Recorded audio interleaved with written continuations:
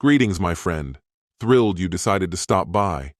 If this is your very first visit, subscribe and pass this video along to your friends or family. It's a big boost for the channel.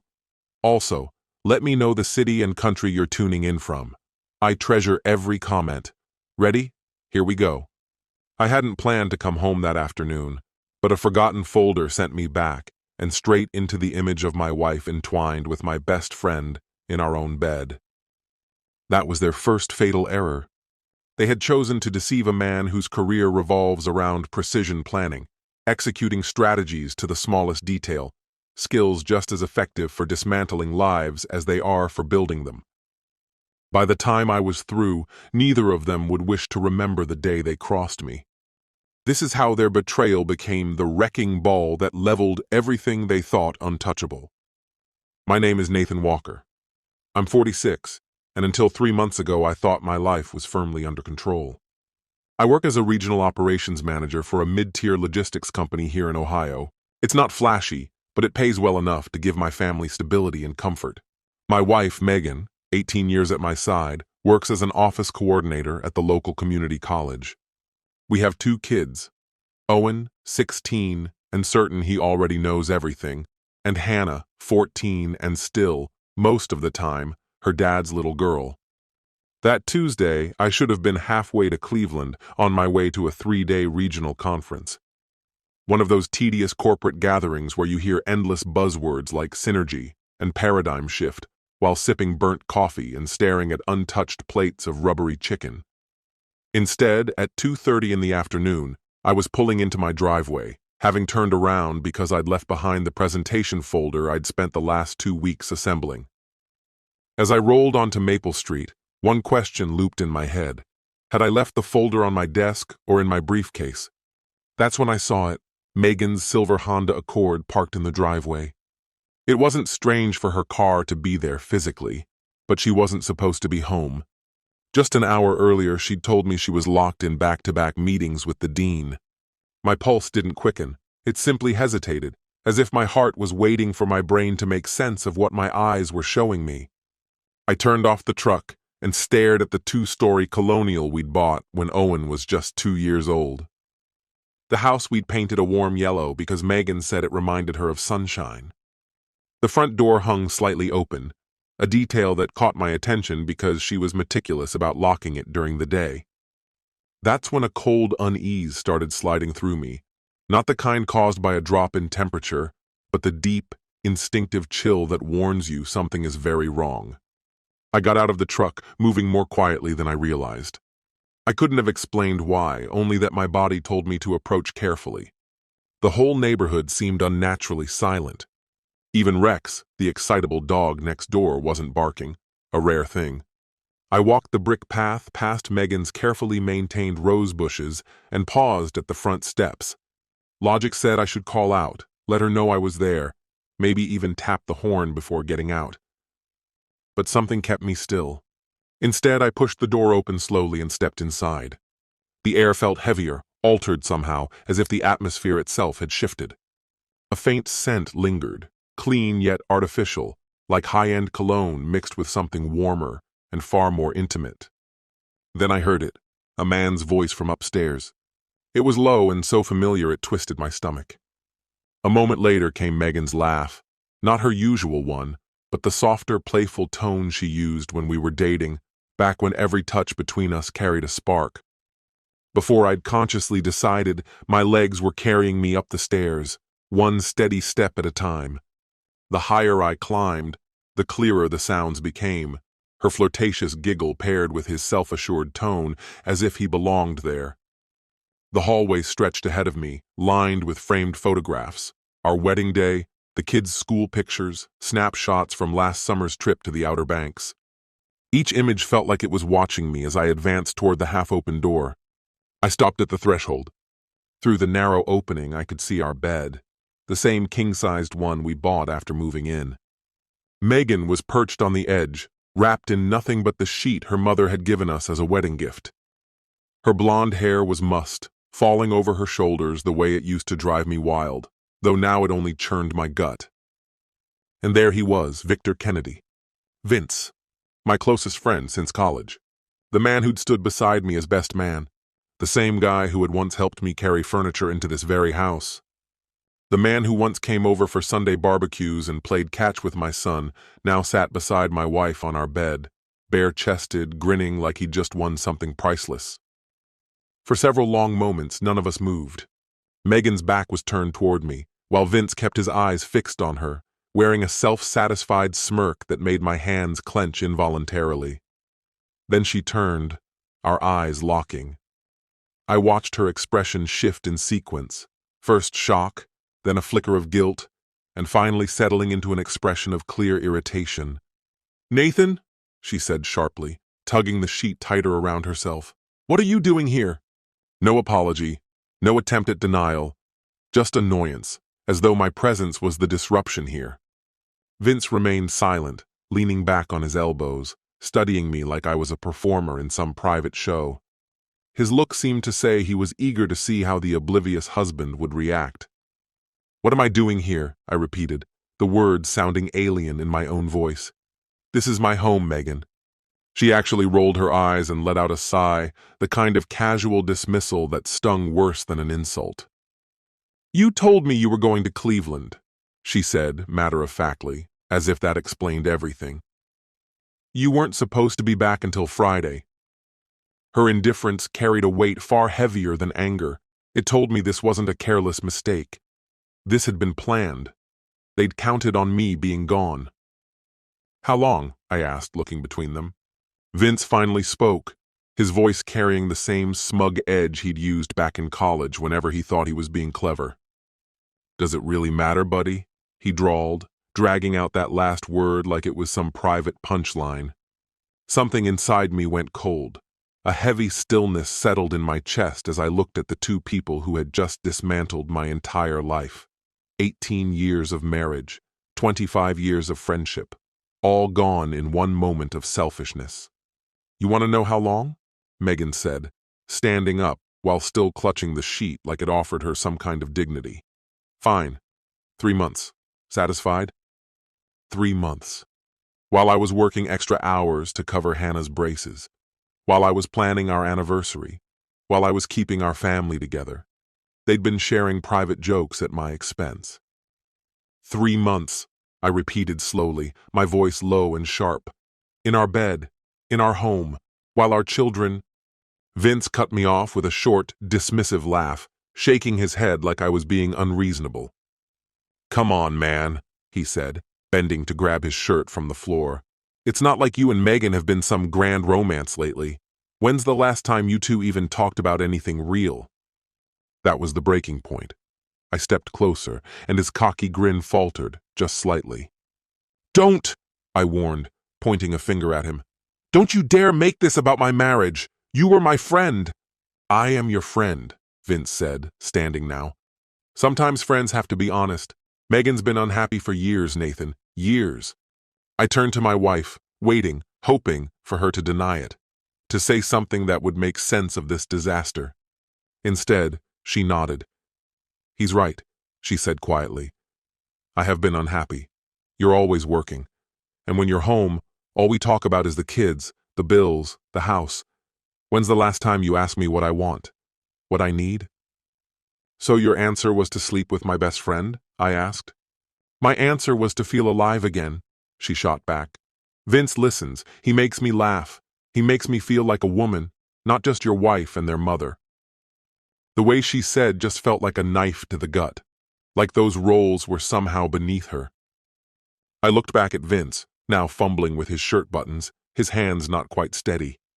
"Get out," I told him. "Nathan, let's..." "Out of my house now."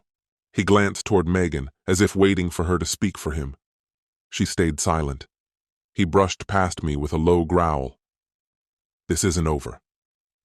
"It's over," I shot back, every word deliberate and final.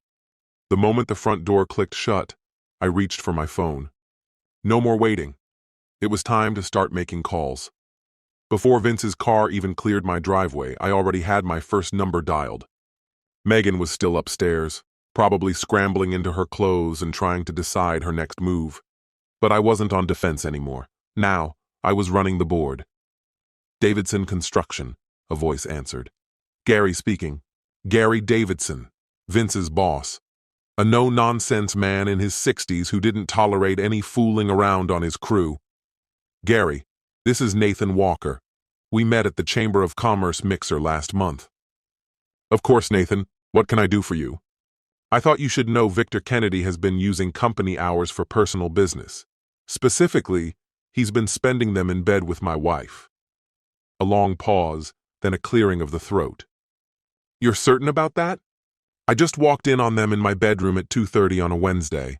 Unless you signed off on a very generous lunch break, I'd say he's stealing time from your payroll. I appreciate the heads up, Gary replied, voice tight. I'll handle it. One call down, on to the next. Owen, it's Dad. I need you to pick up Hannah from school and take her to Grandma's. Tell your mom I said you're both eating dinner there tonight. Dad, is something wrong? My 16-year-old's voice carried unease. Everything's fine, son. I just have a few adult matters to sort out with your mom.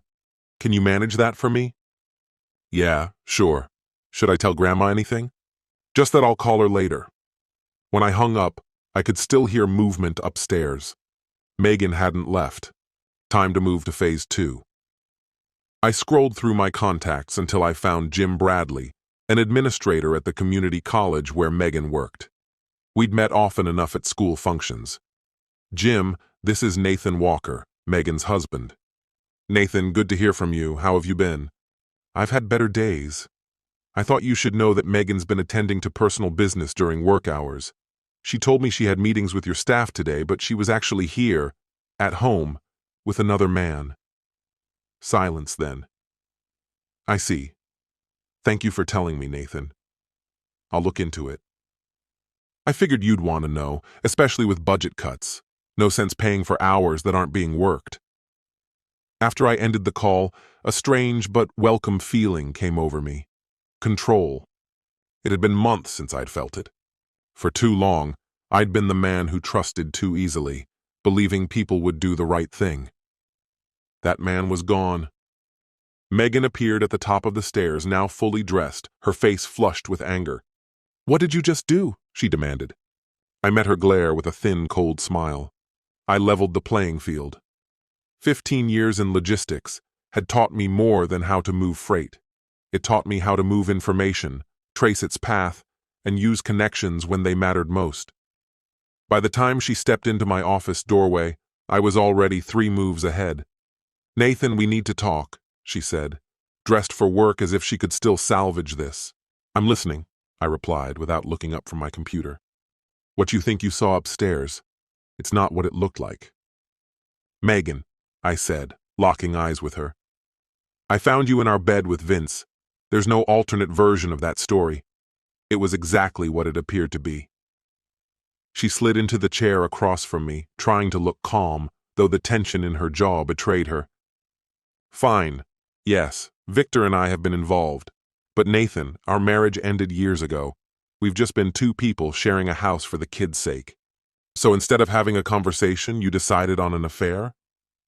When was I supposed to talk to you? She shot back. You're always at work or thinking about it. Even when you're here, your head is somewhere else. Maybe she had a point. Maybe I had been absent in my own home. But that didn't erase the fact that she'd crossed the line. You know what, Megan? You're right, I said, voice steady. I have been consumed by work. I had been pouring my energy into building a secure future for our family, putting away money for the kids' college, aiming to wipe out the mortgage ahead of schedule, and dreaming of a comfortable retirement together. Turns out, that kind of thinking was nothing more than wishful ignorance. Her face flushed crimson. That's not fair. Neither is sleeping with my best friend, I shot back without hesitation. Before she could answer, my phone buzzed. The number wasn't familiar, but the style of the message was. It was from Janet Walsh, Megan's supervisor at the college. Nathan, this is Janet Walsh from Community. Could you give me a call when you have a chance?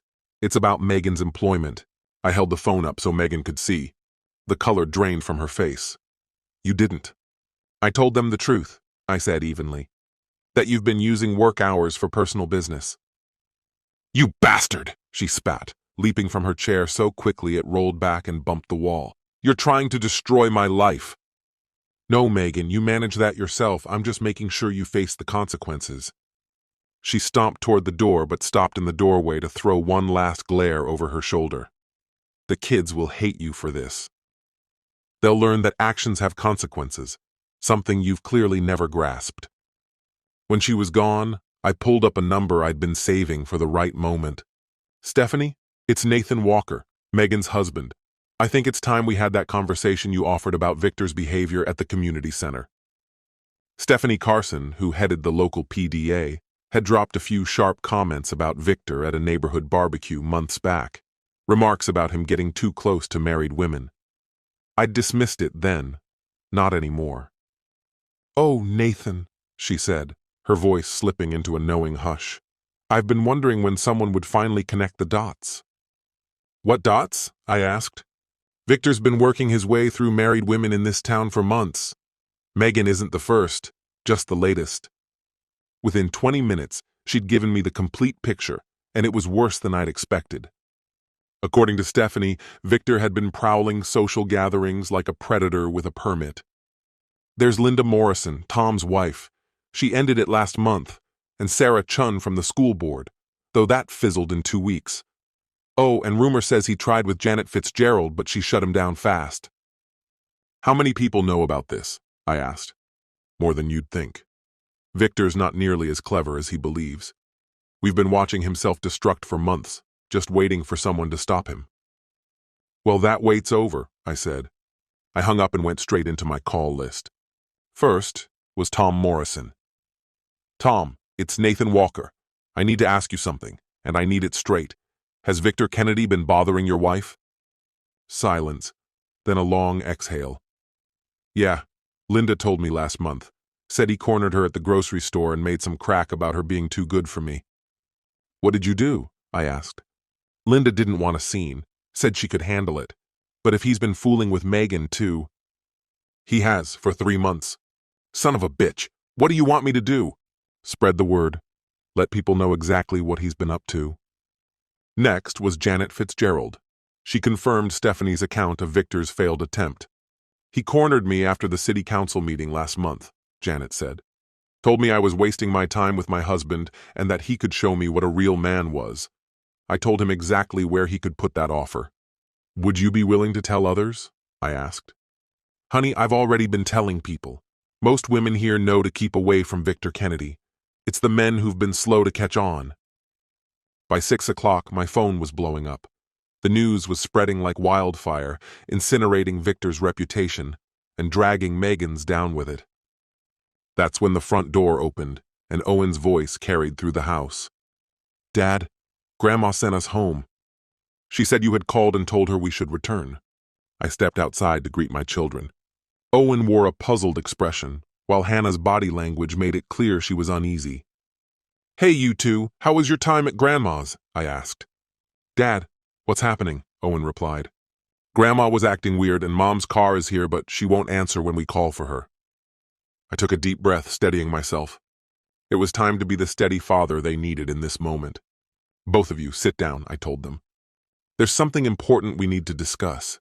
Changes that are coming for our family." This was the moment I had been fearing most. Still, they deserved honesty, or at least a version of it they could handle. "Your mom and we're getting divorced," I said, keeping my tone even.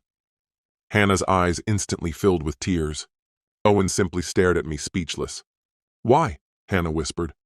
"Sometimes," I said, settling between them on the couch, "adults make choices that end up hurting the people they're supposed to protect. And when that happens, the family has to change." The next morning I found myself sitting in the office of Margaret Shunn, the county's most respected divorce attorney. 3 different people had recommended her, and after our first meeting I could see why. "Nathan," she said, flipping through the paperwork I'd provided, "this is one of the most thoroughly prepared cases I've seen in over 20 years. You've practically handed me a complete file." "I work in logistics," I explained. "Keeping detailed records is just what I do." Margaret gave a small, approving smile. "That habit will serve you well. With this documentation of infidelity, and the financial proof that you've been the primary earner, we can aim for a very favorable settlement. And the children? I asked. Considering Megan's circumstances, losing her job, the affair, the instability, we can present a strong argument for you to have primary custody. Judges don't look kindly on parents who disrupt their children's lives for selfish reasons. I had spent much of the previous night talking to Owen and Hannah about what was happening. It was one of the hardest conversations I'd ever had, but they deserved clarity. Owen surprised me with how he handled it, asking straightforward questions: where we would live, how school would work. Hannah had cried, but she also asked if this meant the fighting would stop. That question nearly broke me. There's something else, Margaret said. I've been looking into Victor Kennedy's past. Did you know he's been divorced twice before, both times citing adultery? No, I didn't. It establishes a clear pattern. That could be valuable if Megan tries to argue this was about love instead of just another fling. Right then, my phone vibrated, a text from an unfamiliar number. Mr. Walker, this is Sandra Kennedy, Victor's ex-wife. I've heard about your situation. We should talk. I handed the phone to Margaret. Interesting, she said. Sandra was one of my clients 3 years ago, very thorough. If she's offering to meet, I'd accept. 2 hours later, I was sitting across from Sandra in a quiet downtown restaurant. She was an attractive woman in her late 30s, with the keen, guarded demeanor of someone who had endured a damaging marriage. Victor has a routine, she said without preamble. He targets married women who feel neglected, showers them with attention for a few months, and disappears as soon as they expect more than excitement. How do you know all of this? I asked. I hired a private investigator during my divorce. Victor's been repeating this pattern for 15 years. Your wife is just the latest in a long line. She slid a business card across the table. This is Rick Santos, the PI I worked with. He's got files on Victor that go back 10 years. They might help your case. Why are you helping me? I asked. Her face hardened. Because Victor destroyed my marriage, took half of what I owned, and then pulled the same stunt with Linda Morrison 6 months later. Someone has to stop him before he tears apart another family. And Megan? Do you think she knew what she was getting herself into? Sandra let out a resigned breath. Honestly? Probably not. Victor's a master at making women believe they're the one exception, but that doesn't erase what she's done. That night, I drove over to my mother's house to collect the kids. She had been looking after them while I handled legal matters, and the knowing look in her eyes told me she had questions she wasn't ready to voice. Dad, Owen asked as we made our way home, are you going to be okay? I mean, financially and all that? We'll be fine, son, I told him. Better than fine, actually. And Mom? He pressed. That question was harder. Your mother made some choices, and now she has to live with the consequences, I said evenly. Those are hers to face. Will we still see her? He asked quietly. Of course, I said. She's still your mom, and that will never change. But for a while, things aren't going to be the same. When we pulled into the driveway, I saw Megan's car already parked out front. Looked like another confrontation was waiting for me. She was sitting in the living room when we stepped inside, her face blotchy from crying, streaks of mascara marking her cheeks. For the briefest moment, I almost felt sympathy. Almost. Kids, go upstairs and get started on your homework, I told them. But Dad, can we? Hannah began. Upstairs now. Once they were gone, Megan rose from the couch, her arms wrapping around herself as though to keep the cold out. Nathan, we need to have a calm discussion, she said. I'm listening, I replied. I lost my job today, she blurted. Janet called me into her office and told me I was being terminated immediately. They said it was for misusing resources and stealing company time. I kept quiet, letting her talk. I know you're angry, she continued, but destroying my career isn't going to fix what's broken between us. Our marriage is already over, Megan, I said. You ended it 3 months ago. So that's it? She demanded. You're willing to throw away 18 years over one mistake? One mistake? I repeated, sitting across from her. I've spent the last 2 days digging into Victor's history. Did you know you're the 7th married woman he's targeted in just the past 2 years? Her face drained of color. That's not true. I have proof, photos, credit card records, and statements from his ex-wives, I told her. You weren't special to him, Megan. You were just convenient. She stood there silently for a long beat, processing my words. Even if that's true, she said finally, it doesn't change the fact our marriage was already in trouble. Victor didn't create issues that weren't there. You're right, I admitted. We had problems, but instead of coming to me so we could work through them— I'm sorry, she broke in. I made a terrible mistake. I'll do anything to fix it. I studied her, searching for sincerity. All I saw was desperation. Where is Victor now? I asked. What do you mean? I mean, now that things have gone south, where's the man you risked everything for? Is he here helping you, supporting you until you find another job? Her silence gave me my answer. He left, didn't he? I said. The moment it got complicated, Victor Kennedy moved on to someone else. Tears welled up again, and she gave the smallest nod. That's what I thought, I said, standing. Megan, I filed for divorce. My attorney will be in touch with yours. I'm seeking primary custody of the kids and a fair split of assets. You can't take my children from me, she snapped. I'm not taking them away, I said. I'm making sure they have stability, something you can't offer right now. She rose to her feet, grief shifting into rage. This is all Victor's fault, she spat. He manipulated me, lied, made me believe— Stop, I interrupted. Victor didn't force you into anything. You're an adult. You made your own choices. Own them. I hate you, she whispered. Right now, Megan, I don't care what you think of me. My focus is on protecting our children and rebuilding what you destroyed. They'll never forgive you for this, she said. They'll understand that I fought for them, I replied, while you gave up our family for a fling with a serial cheater. I started toward the stairs, then stopped and glanced back at her. You've got until Sunday to gather your belongings and find somewhere else to live, I told her firmly. After that, any contact goes through our lawyers. I climbed the stairs toward Owen and Hannah's rooms, the sound of Megan's sobs echoing from the living room below. For the first time in months, my chest felt light. I could finally breathe again. 6 months later, I sat across from Margaret Shunn in her office, reviewing the final terms of my divorce. It had been a grueling process, countless sleepless nights, but every ounce of effort had been worth it. Nathan, Margaret said, sliding the stack of papers toward me, this is about as decisive a win as I've seen in my career. Primary custody of both children, full ownership of the house, all your retirement accounts, and 3 years of spousal support from Megan. Spousal support? I asked, raising an eyebrow. How'd we manage that? The judge was less than impressed with her behavior. Adultery that wrecks her career, followed by expecting you to maintain her lifestyle, it didn't earn her much sympathy. The figures were staggering. Megan would be sending me $1,500 each month, while also covering half of the kids' expenses. Her lawyer had fought hard, but the evidence against her had been airtight. And Victor? I asked.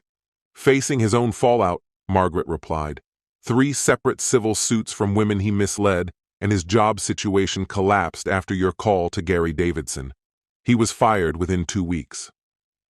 My phone buzzed. A text from Owen lit up the screen. Dad, just got accepted to Ohio State with partial scholarships. Thanks for keeping things steady while I applied. I turned the phone toward Margaret, and she smiled warmly. That's what this was really about, wasn't it? Protecting your kids. Every single move I made, I said, was about them. The office door opened, and Margaret's secretary appeared. Mr. Walker, there's a woman here to see you, Stephanie Carson. Moments later, Stephanie walked in, her expression a mix of nerves and determination. Nathan, I wanted to thank you in person, she began. What you exposed about Victor's behavior 6 months ago, it saved my marriage. How so? I asked. He'd been making advances for weeks, she admitted. I was actually starting to consider them, until the truth came out. Seeing what he did to you and Megan, how he destroyed your family just for the thrill, it woke me up. I'm glad something good came from this mess, I told her. More than you realize, she said. 4 other women have told me similar stories. You didn't just protect yourself, you stopped a predator. That evening, I picked up Hannah from volleyball practice and Owen from his shift at the hardware store. On the drive home, we chatted about their day and made weekend plans. Just normal family talk. As we pulled into the driveway, Hannah turned to me. "Dad, I know this year's been tough, but I want you to know, you did the right thing." "What makes you say that?" "Because you fought for us," she said softly. "Even when it was scary and everything was changing, you made sure we were safe." "That's what fathers are supposed to do, sweetheart." "Not all of them," Owen added quietly. "Jake Morrison's dad still lets Fletcher come around, even after what he did to their family. Jake says his mom cries all the time." I thought of Karen Morrison, still battling Fletcher in court. "Some people find avoiding conflict easier than facing hard truths," I said. "Well, I'm glad you're not like that," Hannah replied. "So am I told her. A year after the worst day of my life, I stood in my backyard watching Owen graduate from high school. The place was filled with family and friends, including people I never expected would become such close allies. Sandra Kennedy was there with her new boyfriend, a decent man who valued her. Tom Morrison attended with his family, minus Fletcher, who was now living 3 states away after losing everything to the lawsuits. "Nathan," Sandra said, walking over with a glass of lemonade, "I heard Owen got a full scholarship to Ohio State's engineering program. Smart kid. Takes after his dad." Before I could respond, Margaret appeared at my side, grinning. "More news. Victor's legal troubles just got worse. He's been charged with fraud tied to construction contracts." I shook my head. "How do you go from cheating to fraud?" "Desperation makes people reckless," she said. "He'd been falsifying invoices and skimming funds. His new employer caught on and pressed charges." "Some people never learn," I muttered. "And Megan?" I asked. "She's working part-time as a secretary, still paying spousal support on time," Margaret said. The kids still saw their mother, though things had changed. Supervised visits at first, later eased as she showed she could keep her life stable. She'd apologized to them more than once, but trust is slow to rebuild. Across the yard, Hannah's voice rang out. "Dad!" I made my way over to where Owen stood, dressed in his graduation cap and gown, tall and self-assured, carrying himself like someone ready to take on whatever lay ahead. "Proud of me, Dad?" he asked with a wide, confident grin. "Every single day, son," I answered, smiling for the camera as we posed together. But even as the shutter clicked, my mind wandered back to the man I had been a year ago, the one who trusted too quickly, who instinctively believed in the good in people, and who thought loyalty was always a two-way street. That version of me was gone. In his place stood a man tougher, more cautious, and far more seasoned. "Mr. Walker?" A soft, uncertain voice called out. A young woman approached, her steps tentative. "I'm Jessica, Owen's girlfriend. I just wanted to say thank you." "For what?" I asked. "For showing Owen what it means to be a real man, what it looks like when a father fights for his family. My dad left when things got difficult, but you stayed and fought for your kids. Owen talks about that all the time." That evening, once the celebration had wound down and the last guest had gone, I settled into a chair on my back deck, a cold beer in hand, watching the sun sink toward the horizon. My phone buzzed, an unfamiliar number. "Is this Nathan Walker?" came a man's voice. "Speaking." "This is David Martinez. My wife Lisa has been having an affair with a man named Victor Kennedy. While looking into it, I came across your name and wondered if we could talk." A grim, knowing smile crept across my face. So, Vince hadn't changed his ways. "Mr. Martinez, I think that's a conversation worth having. How about coffee tomorrow morning?" Some people never learned.